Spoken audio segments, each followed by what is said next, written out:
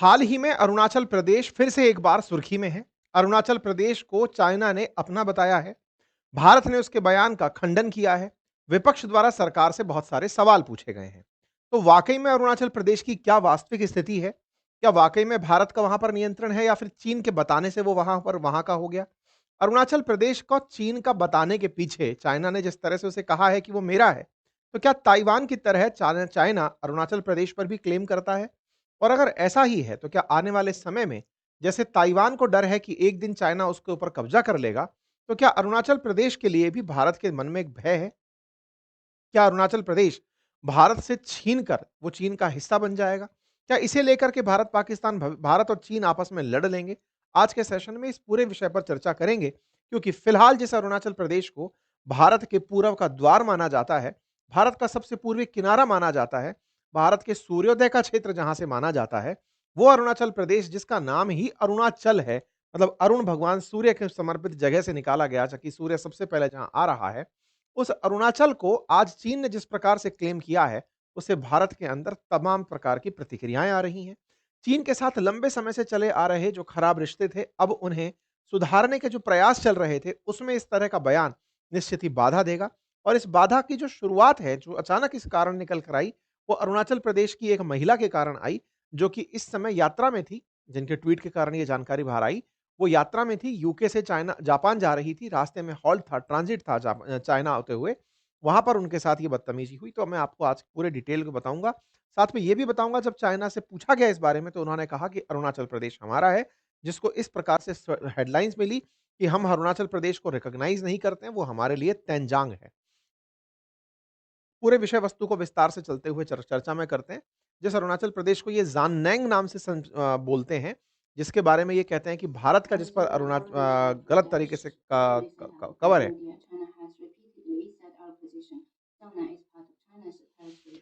China कई बार कह चुका है कि वो हमारा है, भारत ने उसको इल्लीगली कंट्रोल किया हुआ है, ऐसा इनके स्पोकपर्सन का बयान आया। अब पूरे विषय वस्तु को विस्तार से जानते हैं। ये एक महिला यात्री हैं जो अरुणाचल प्रदेश की रहने वाली हैं, आपका नाम पेन वोंग है। पेन वोंग ने 23 तारीख को अपने ट्विटर हैंडल से टैग करते हुए किरण रिजिजू पीएमओ और पेमा खांडू जी बीजेपी जो कि सीएम हैं अरुणाचल प्रदेश के, उनको टैग करते हुए लिखा कि क्या अरुणाचल प्रदेश चाइना का हिस्सा है? ये सवाल लिखते हुए उन्होंने टैग किया, फिर उन्होंने दूसरा ट्वीट किया जिसमें उन्होंने कहा कि मैं शंघाई एयरपोर्ट पर 18 घंटे बिठाई गई थी 21 नवंबर के दिन, क्योंकि चाइना की जो इमिग्रेशन कंपनीज़ थी, इमिग्रेशन जो एजेंसीज़ थी, उन्होंने मेरे पासपोर्ट को इनवैलिड करार दे दिया। क्योंकि मेरे पासपोर्ट पर बर्थ प्लेस अरुणाचल प्रदेश लिखा हुआ था, जो कि चाइना ने कहा कि ये चाइनीज़ टेरिटरी है। मुझसे कहा गया कि आप चाइना का पासपोर्ट क्यों नहीं ले लेते? अरुणाचल प्रदेश चाइना का एरिया है। आप चूँकि अरुणाचल प्रदेश और इंडिया बोलकर आ रही हो, अरुणाचल प्रदेश इंडिया का हिस्सा है ही नहीं, ऐसे में आपको इसका टारगेट नहीं होना चाहिए। पेम वोंग ने Indian citizen held at Shanghai airport claim that my Indian passport is invalid because I was born in Arunachal Pradesh. इनका जब ये मामला हुआ तो ये उस समय 21 नवंबर को लंदन से जब जापान जा रही थी तो शंघाई के पुडोंग एयरपोर्ट पर इन्हें 3 घंटे का ट्रांजिट लेना था। लेकिन इनके पासपोर्ट को रख लिया गया और 18 घंटे तक इनसे पूछताछ की गई और इनका मजाक बनाया गया, इन्हें अपमानित किया गया। इन्हें इन्हीं की फ्लाइट में चढ़ने नहीं दिया गया। फिर इनको दूसरी फ्लाइट इन्होंने कराई जिससे फिर ये वहाँ से वापस निकल पाई। इन्होंने वहाँ पर ऑफ़िशियल से संपर्क करने का प्रयास किया, अपने मित्र को फ़ोन करके भारतीय जो ऑफ़िशियल्स हैं शंघाई में उन्हें तक रीच करने का प्रयास किया गया, उनके द्वारा इंटरफेरेंस हुआ।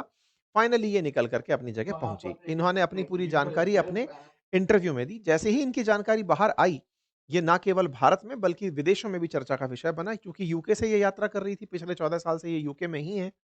तो इनके एक वहाँ के यूके के पत्रकार ने भी इनकी बात को उठाया, तो वहाँ पर बड़ी संख्या में चाइनीज़ आ गए और वो कमेंट बॉक्स में लिखने लगे कि अरुणाचल प्रदेश तो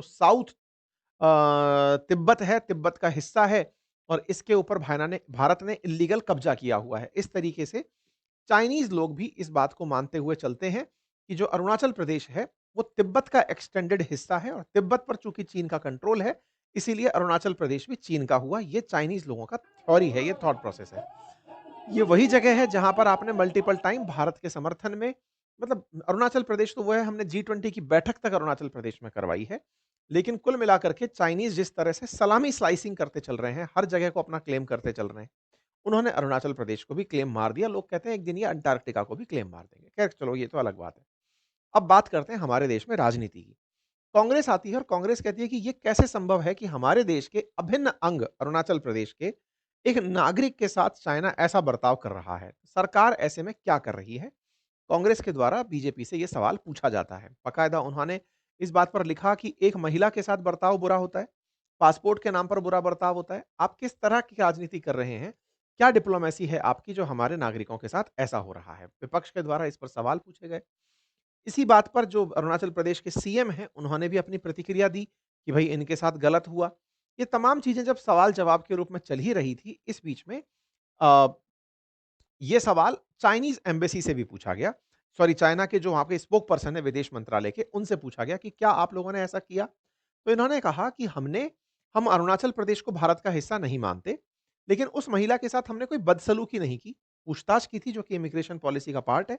पूछताछ के दौरान उन्हें फिर दूसरे उनको बाकायदा खाना भी खिलाया गया और उन्हें फिर उनकी दूसरी डेस्टिनेशन जहाँ उन्हें जाना था, वहाँ पर भेज भी दिया गया।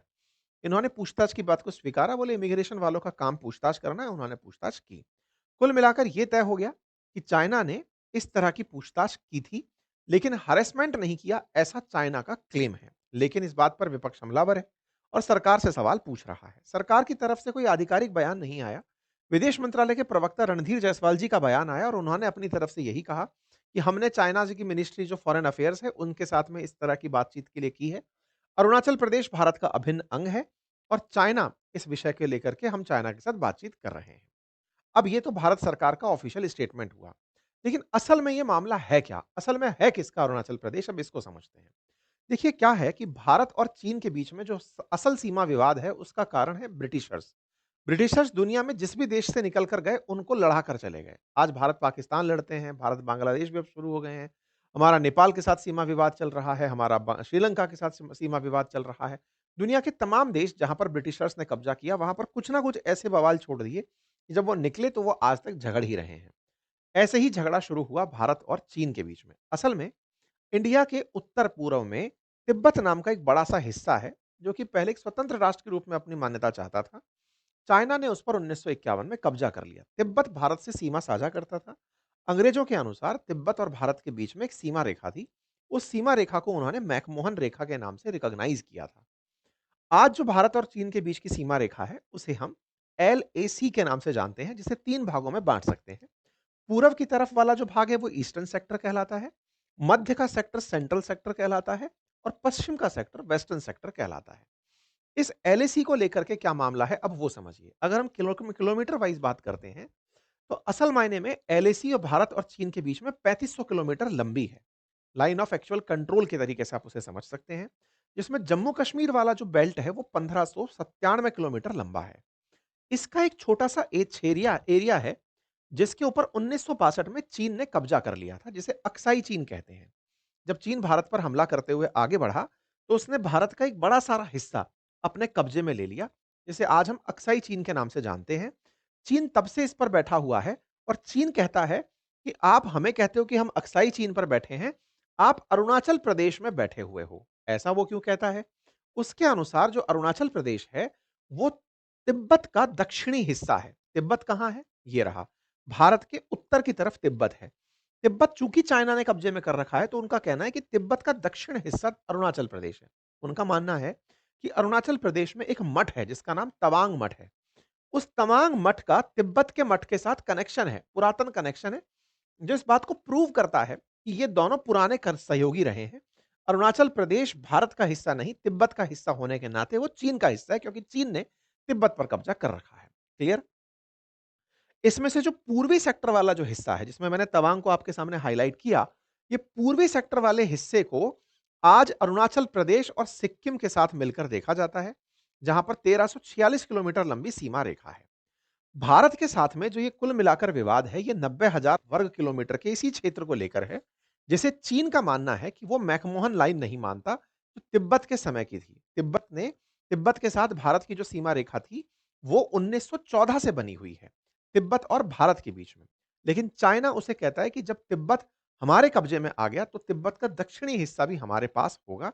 ये उस जमाने के पुराने मैप्स हैं, जिनको शायद आप नहीं समझ पाएंगे, ये मतलब जिनको पता है, ये मैप का अध्ययन जिन्हें आता है, वो इस बात को बेहतर तरीके से समझ पाते हैं। भारत-तिब्बत को लेकर के जो सीमा जो विवाद था, वो शिमला एग्रीमेंट के तहत हुआ था। चाइना उसे डिनाय करता हुआ आता है।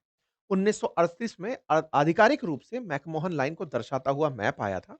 1912 के अंदर जब चाइना के अंदर सत्ता परिवर्तन हो रहा था और 1949 में जब चीन republic of China, people's republic of China बना, उस बीच में तिब्बत को लेकर के चाइना की पॉलिसीज़ बदलती रही। एक समय पर 1951 में आकर जब इन्होंने उस पर कब्ज़ा कर लिया, तब जाकर दलाई लामा भारत की तरफ निकल कर आए थे और तब से वो भारत में रह रहे हैं। चीन का मानना था कि तिब्बत का जो बौद्ध धर्म है, वो बुद्धिस्ट जो तिब्बत वाले हैं, वो अरुणाचल प्रदेश के तवांग से अपना रिलेशन जॉइन करते हैं और इनके जो दलाई लामा होते हैं, वो तवांग से बिलॉन्ग करते हैं।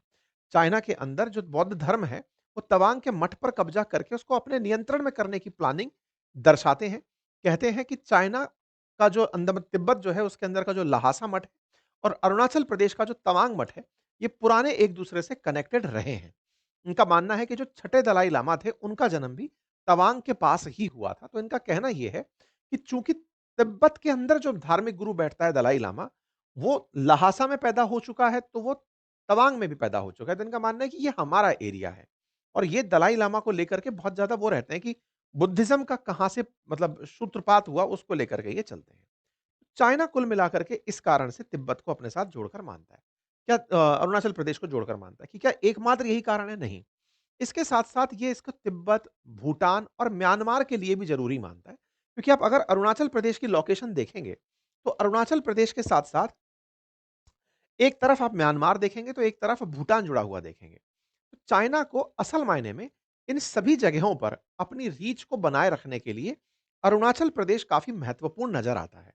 अरुणाचल प्रदेश के साथ भूटान का लगा होना और म्यांमार का लगा होना और भारत के की पोजीशन के रूप में होना उसे बहुत ही अहम लोकेशन के रूप में दिखाता है। वो ये मानता है कि तिब्बत में चीन के खिलाफ विद्रोह का ये केंद्र बन सकता है। क्योंकि तिब्बत के लोग लहासा में तो भले ही मोटिवेट होते हो लेकिन तवांग से कनेक्ट फ़ील करते हैं। और अरुणाचल प्रदेश के अंदर अगर तवांग तिब्बत के लोगों के मोटिवेशन का कारण बन गया, तो वो अनरेस्ट पैदा कर सकता है चाइना के अंदर। इसीलिए चाइना इसे अपने कब्जे में लेकर तिब्बत की तरह शांति से कुचलना चाहता है। युद्ध के लिहाज से वो इसे बेहतर लोकेशन मानता है। वो ये मानता है कि एक बार इसे पकड़ लिया, तो फिर भूटान उसके लिए बहुत मुश्किल टास्क नहीं रह जाएगा, क्योंकि एक बड़ा लैंड एरिया उसके पास घेरने के लिए होगा। क्या ये इसका पहला प्रयास है? नहीं साहब, ऐसा वो बहुत बार पहले भी कर चुका है। चाइना पहले भी अरुणाचल प्रदेश की कई लोकेशंस के नाम बदल कर रख चुका है। चाइना 1962 से ही इस जगह को अपने कब्जे में लेने के प्रयास में रहा है। चीन की जो फोर्सेज़ हैं वो अरुणाचल के अंदर पहले भी अंदर तक घुस आई थी। भारत के द्वारा पहले भी अपनी आपत्तियां दर्ज कराई गई। आज सक्सेसफुल तरीके से भारत की फोर्सेज़ यहां पर हैं। भारत के बॉर्डर रोड ऑर्गेनाइजेशंस के द्वारा यहां पर बहुत सारे निर्माण किए गए हैं। अरुणाचल प्रदेश में निरंतर भारत सरकार के द्वारा वो तमाम प्रयास चल रहे हैं, ताकि हमारी सेना यहाँ पर आसानी से पहुँच सके।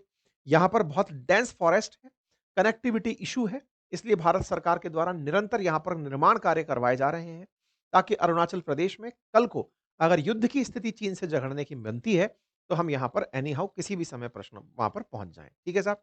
कुल मिलाकर के अरुणाचल प्रदेश भारत का अभिन्न हिस्सा है, ये भारत बार-बार बोलता आया है। और इस बात को लेकर के चाइना का जो क्लेम है वो तिब्बत के लोगों के अंदर भय भर के रखने जैसा है। इन दोनों स्थितियों में वर्तमान स्थिति चूंकि अरुणाचल प्रदेश भारत के साथ है, तो भारत के साथ ही है। चाइना वाले इसे भविष्य में भारत के साथ एज ए नेगोशिएशन पॉइंट बनाकर रखते हैं, ताकि भारत चाइना से अक्साई चीन को वापस ना मांगे।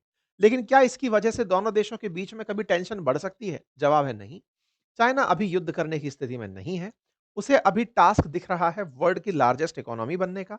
वो बीच में युद्ध को अफोर्ड नहीं कर सकता। अगर करना चाहता, तो बाइडेन के काल में ही वो ताइवान पर हमला कर चुका होता। वो अभी इस स्थिति में नहीं है। वो रशिया का हाल देख चुका है, रशिया पर लगे हुए सैंक्शंस देख चुका है, रशिया की इकोनॉमी को परेशान होते देख चुका है। वो कतई अफोर्ड नहीं कर सकता किसी भी प्रकार का वॉर। तो फिर वो क्या करेगा? सलामी स्लाइसिंग, जैसे खेत के अंदर किसी के दूसरे की खेत की दीवार को काट-काट करके अंदर घुसने की कला जो होती है, वो चाइना उसमें माहिर है और वो वही करता रहेगा, ताकि नेगोशिएशन के पॉइंट्स पर वो थोड़ा रार पाल कर चलता रहे। बाकी भारत सरकार इस पर बेहतर निश्चित ही कुछ लेकर आएगी। कुछ भी अपडेट आएँगे तो हम ज़रूर आपको बताएँगे।